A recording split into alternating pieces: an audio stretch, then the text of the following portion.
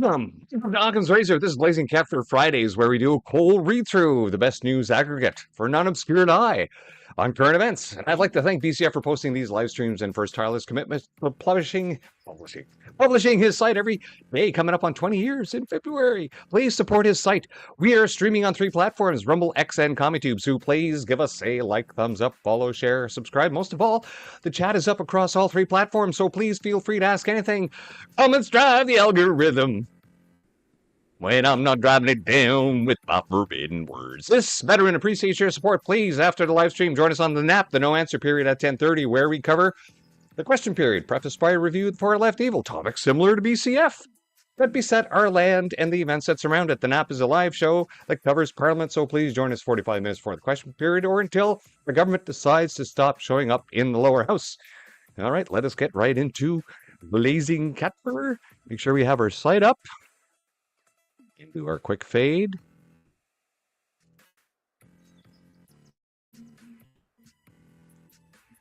And outstanding.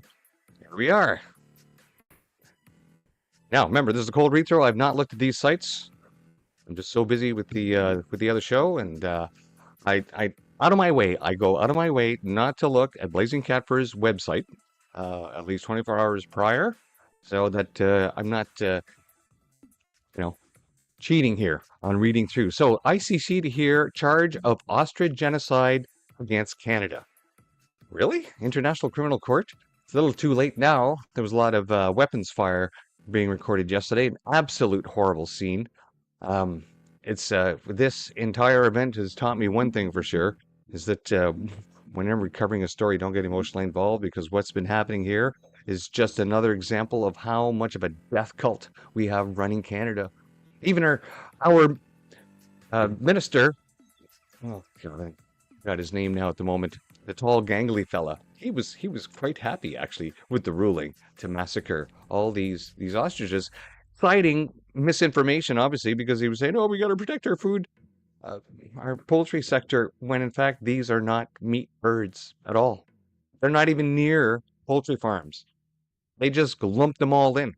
Just like they will your pets, by the way. The RCMP have barricaded the entrance to Universal Ostrich Farm. There's hundreds of gunshots can be heard echoing through the night. Hundreds of... My God. How can they think this is going to play well in the press in the future for the recruiting, by the way?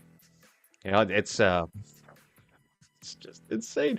Ukraine accused of street conscriptions as deaths and ethnic tensions rise. There is no shortage of videos on social media apparently showing men being taken off the streets of Ukraine, some while walking their dog, or even out with their wife and children, to be forcibly conscripted into the military. Reports are even making it into Western mainstream media publications, something that may force European leaders to take notice. I've been stating this for years of what they've been doing in Ukraine. That's why all their men are fleeing. That's why they're forcibly conscripting them like this. Why they have people that are joining that are in their 50s. 6-year-old men on their front lines. It's like Nazi Germany just before the fall, conscripting old men and children. And while everyone else flees, but back then everyone willingly joined because they're all brainwashed. It just reminds me of a movie I had playing in the background yesterday, Damn the Defiant. And where there's a subplot in the entire movie. Alec Guinness is in there in this movie. It's a very good movie, actually. Not too bad for the special effects and models that they did out in the ocean. But press gangs were very well known at the time, right? And if you were in a pub near Spitzhead, well, they were coming for you, and they just press you into service. They look at their ship and it goes, well, geez, we're down about 24 men. Let's go out on the docks and grab some folks. And that's what they would do. And the subplot in the entire series was that it looked like the entire Navy mutinied and presented a list of demands so he started being treated better. And, of course, this subplot also occurs on the Defiant. You got a bad officer, but the whole point is pressing people into service when they don't want to be. It's slavery, basically. It's slavery. WTF by Ann Pauley. Why am I not surprised? Let's see. OPP busted 2 men running a mobile fake ID factory. printers for driver's licenses, dozens of licenses and fake passports, fake PR cards, ready to flood the systems. Crickets from the mainstream media. Oh, let's hope this plays in here. I gotta go to X. Okay, let's go to X. Oh, I just realized I have the score up. Why is that score seen up? It doesn't make any sense at all. It's supposed to be in BCF. It's supposed to be in BCF mode. There we go. Sorry about that, folks. That little score that you saw up there is a score I keep track of for the no answer period.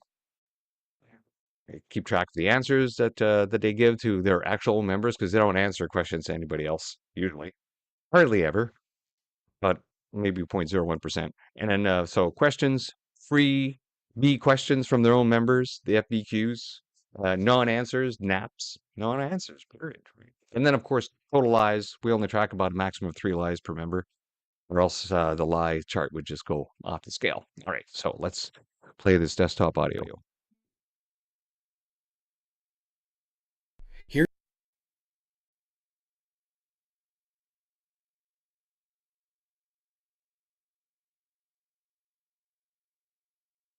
here's another Canadian immigration scam that's going to go unreported by the mainstream media. Last night, the OPP pulled over a vehicle going 147 kilometers an hour on the 407. And after the officer observed cannabis and the driver and passenger provided a fake name, they did a full strip search of the vehicle. And the police found instruments to produce identifications, dozens of fake driver's license, fake passports, fake PR cards, and a sum of stacked cash. So basically, these foreign invaders have become so emboldened with our lackluster legal system that they've created an Uber Eats business model for the delivery of fake identification to their foreign invader friends.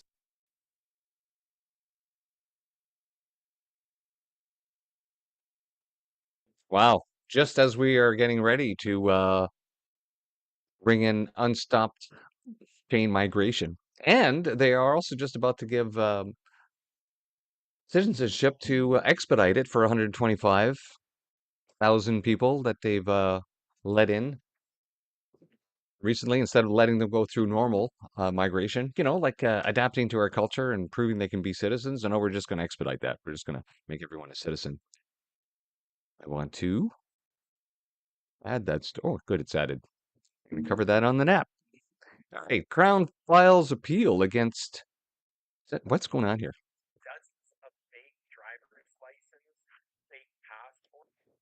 Sorry, folks. I had the audio playing in the background that you guys can't hear. Crown files appeal against sentencing, acquittals of Freedom Convoy organizers Litch and Barber.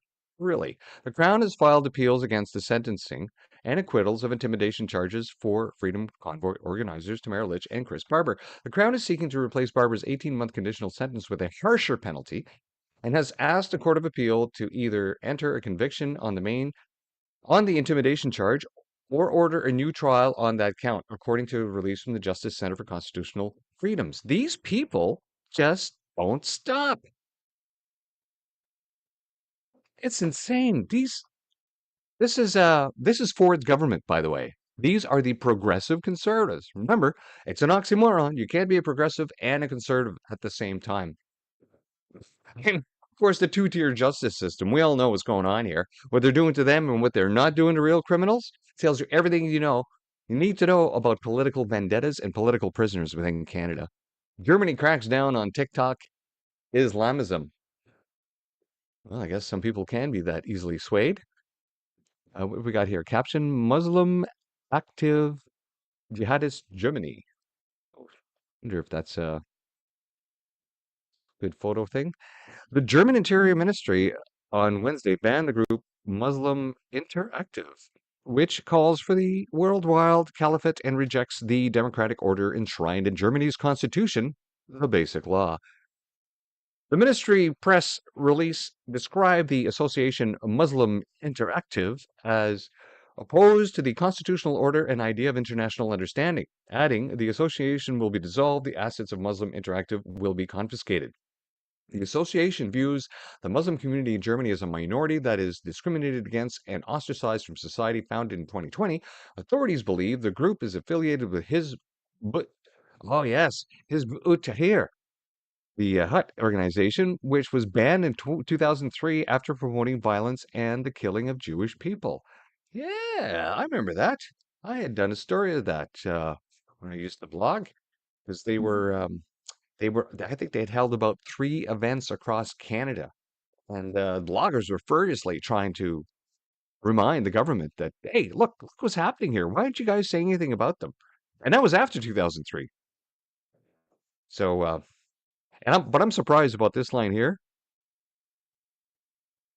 Opposed to the constitutional order of the internet? No. You see this part? Discriminated against and ostracized from society. Well, that's the cultural Marxist playbook of always having a victim and an oppressor. So, is Germany really waking up to the threat of cultural Marxism? Because they still have a very far left voting base there. That they're still trying to criminalize the IDF, not IDF, the German right-wing political party, ADF. Budget offers mass amnesty for asylum seekers. That's just what I mentioned before. As part of the federal budget's promise to bring immigration under control, it is offering a one-time mass amnesty to some of the hundreds of thousands of asylum seekers who have entered Canada in the recent years, including by illegally crossing the U.S. border.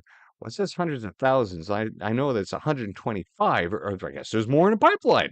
Starting in 2026, the budget announces that Canada will pursue a one-time, $120.4 million program to fast-track eligible persons into permanent residency.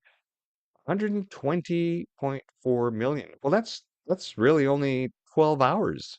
That's 12 hours, by the way, of accumulated debt charge interest that Canada's paying right now every hour. $10 million an hour is what the Liberal government is costing us. So this is really 10 hours of debt charge.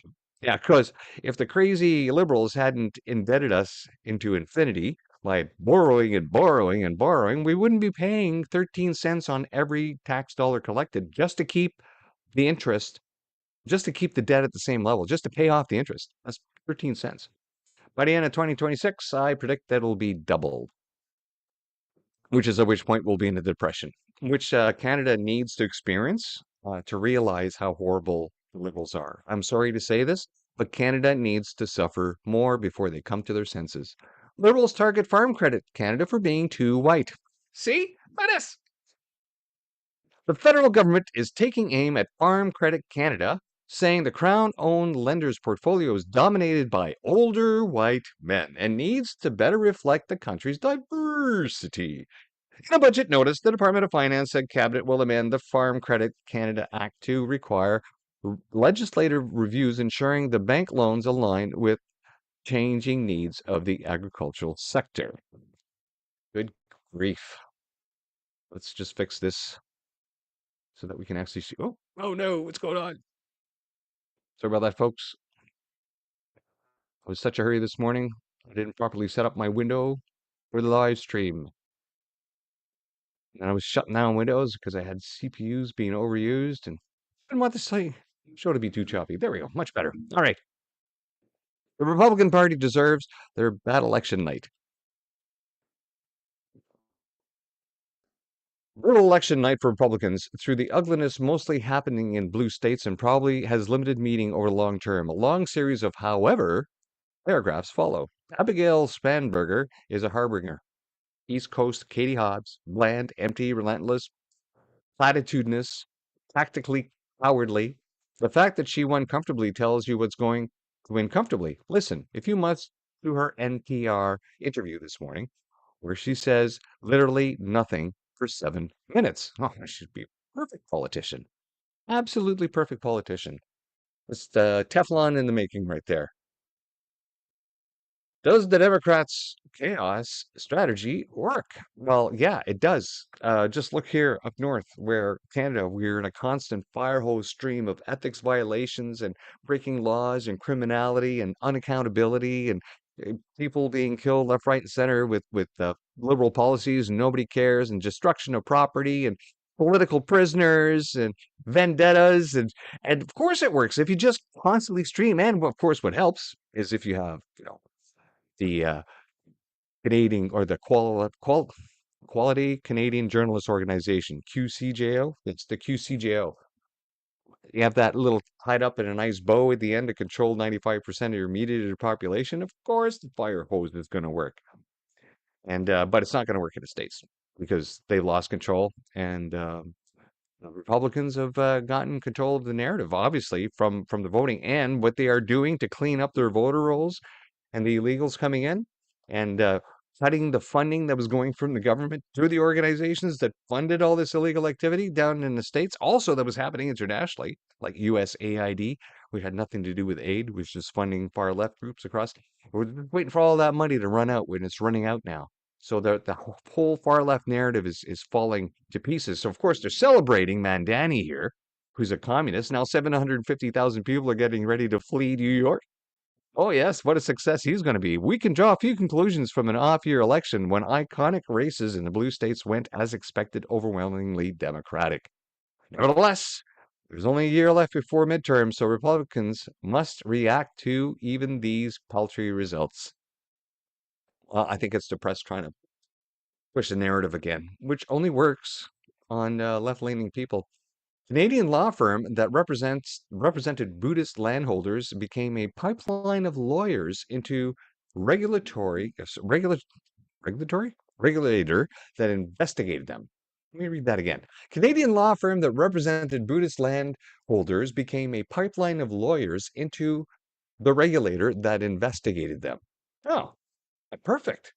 Why not subvert the very organization that is investigating you by joining it?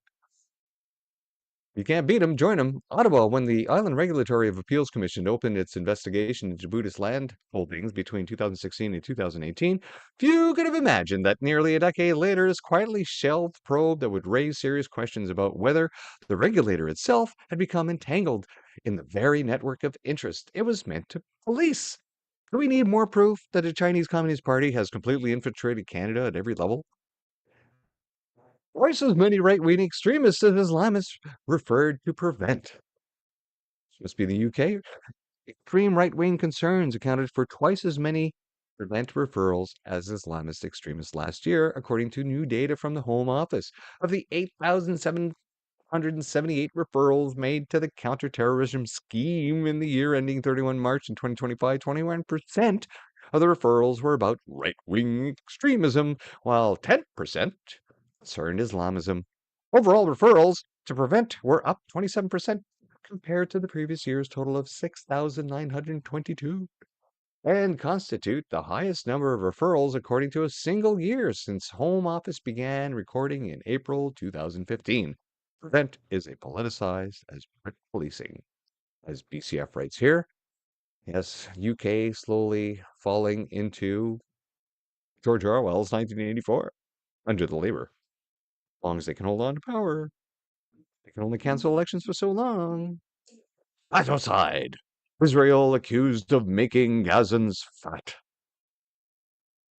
Middle East ire.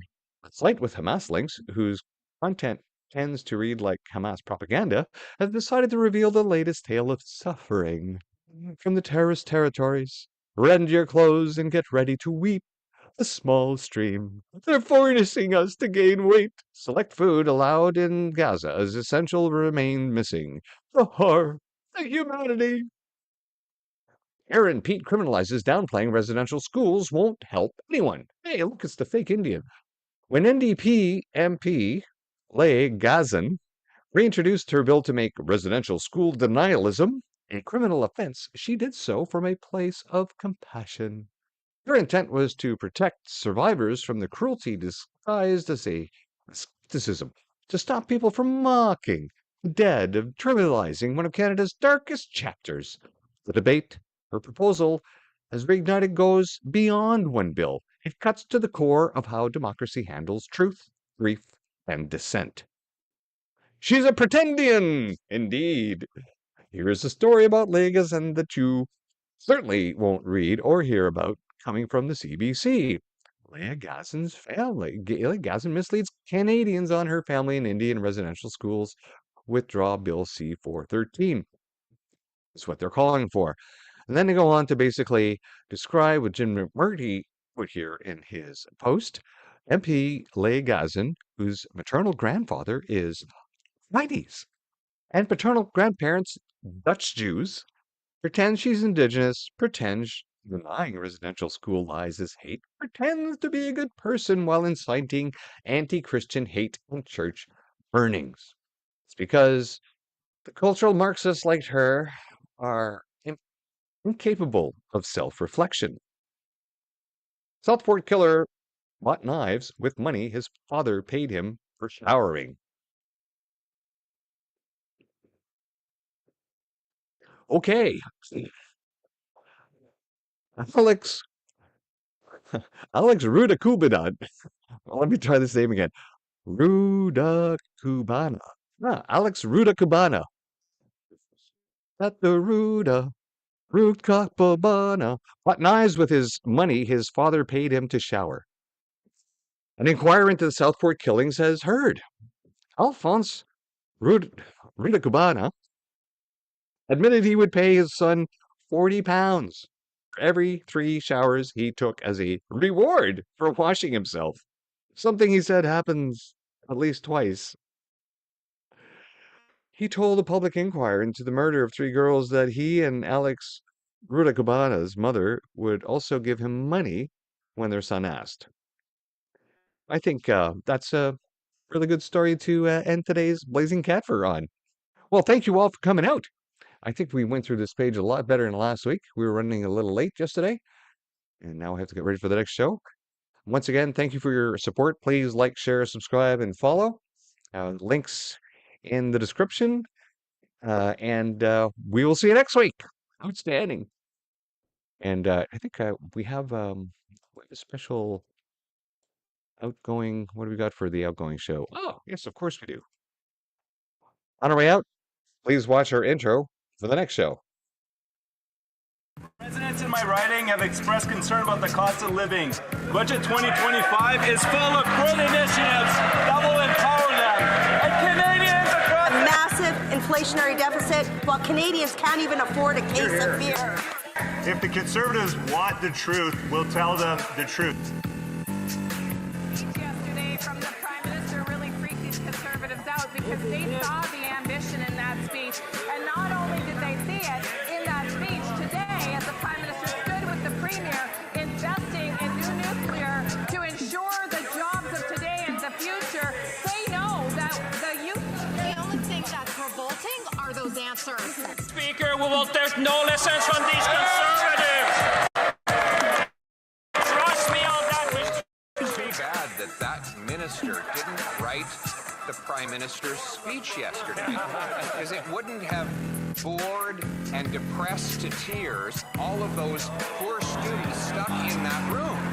There he spoke about how they would have to sacrifice more and that it would take time to reverse all of the misery that has built up over the last 10 years. Mr. Speaker, young people want to have homes.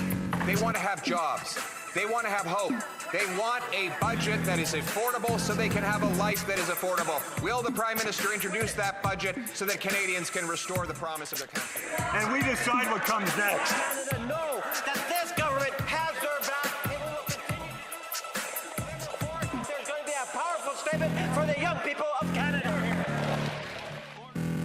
Driving inflation. The more Liberals spend, the more it costs Canadians at the grocery store. 25% of Canadians are using food banks because they can't afford to eat.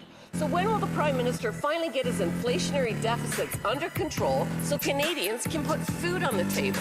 Mr. Speaker, Conservative members pretend to care about food insecurity, but then they call feeding children garbage. Mr. Speaker, what's garbage was that answer? Did the Prime Minister see the ad before it went out? Of course there are too many people living in poverty in Canada, but there are significant initiatives being put in place by this government. Being serious means being honest and telling Canadians. Canada's economy is in fact growing, Mr. Speaker.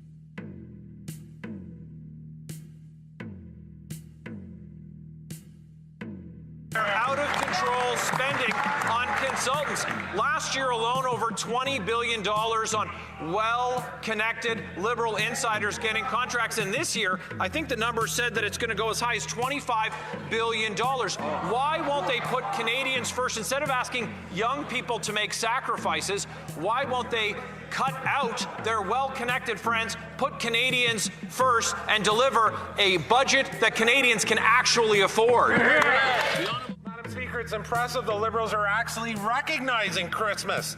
Canadians are being asked to pull the wagon through the mud while Liberal cronies ride comfortably on top. The government isn't worried about families lining up at food banks. They're too busy lining the pockets of insiders. They're not bothered with cutting home prices. They're too focused on cutting checks to bumbling bureaucrats. They don't care about rising debt and inflationary deficits so long as the money keeps flowing to the Liberal elites. When will this Prime Minister stop using tax dollars? The House, the answer is clear, Mr. Speaker. We will take no lessons from the Conservative. Spending. This is how we build the strongest economy in the G7. Tomorrow's budget will empower Canadians because this is your country and we decide what comes next. Minister talks like the government's money belongs to him, and they call these taxes imaginary. They aren't imaginary when you're staring at your own credit card bill. The government's job is to listen to Canadians, not lecture them or gaslight them or threaten an election to distract them from the failures. Instead of trying to cause a costly election on a costly budget, why not an affordable budget for an affordable life? Don't lie, Mr. Speaker. The Liberals have sacrificed the future of young Canadians. The deficit is a massive $80 billion this year. More inflation, higher costs. The Prime Minister promised he would spend less and again broke his promise and is spending more. He's forcing young Canadians to sacrifice more so he can spend more. After 10 years of this Liberal government, housing costs have doubled. Food bank usage has doubled. Youth employment is the lowest it's been in 25 years. The cost on the interest of this government's debt is more than GST revenues or what goes to provinces in healthcare transfers. And today, the finance minister had a choice to make. Food prices could have came down. They could have been cheaper, but again, he refused to do this. The Liberals kept in place their industrial carbon tax, their food packaging tax, the clean fuel standard, and added $18 billion of inflationary fuel to the fire. Why did the finance minister leave in place Liberal hidden food taxes and force higher food costs on single mothers, seniors, and young Canadians? On this side of the House, the answer is clear, Mr. Speaker. We will take no lessons from the Conservative. Mr. Speaker, we made a clear choice. We chose Canadian, Mr. Speaker. That is the thing. I know the budget has many pages. Maybe my colleague missed a chapter, Mr. Speaker. But let me help him because we have a bit of time. Mr. Speaker, we made the choice to invest in Canadians. We made the choice to protect and build our communities. We made the choice to invest in our young people. We made the choice to invest in our worker. We made the choice to invest in housing. We made the choice to invest in infrastructure. We made the choice to invest in productivity and competitiveness. We made the choice to invest in our defense, Mr. Speaker. And I hope that they will see and their concern will be watching. Will they make the choice to invest in Canadians as well? On this side of the House, the answer is clear, Mr. Speaker. We will take no lessons from the Conservative, but we'll take lessons from history.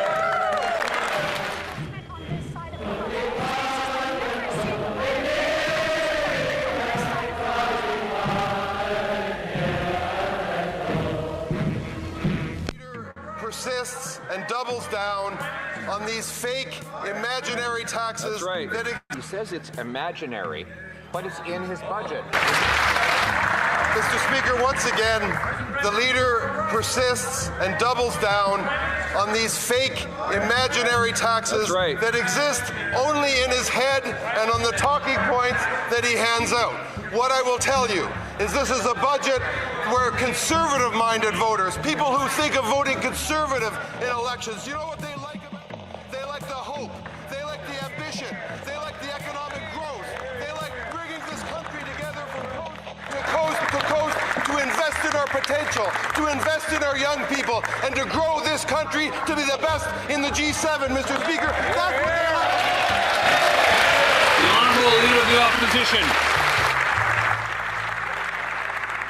Mr. Speaker, he says it's imaginary, but it's in his budget. Does that mean the budget is a fictional document? Here it is on page 106, strengthening the industrial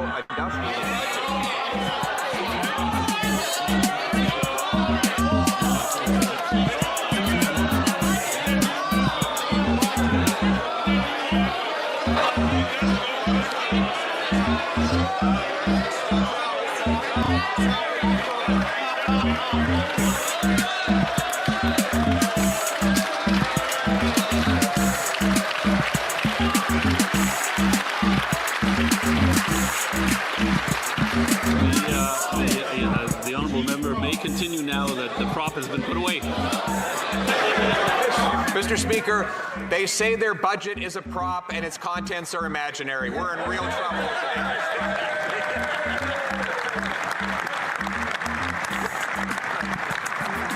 Homes take steel, they take aluminum, they take concrete and cement and glass. The industrial carbon tax drives all those things up with our youth unable to afford homes. Why don't they get rid of this tax so that we can bring down the cost of housing? Yeah.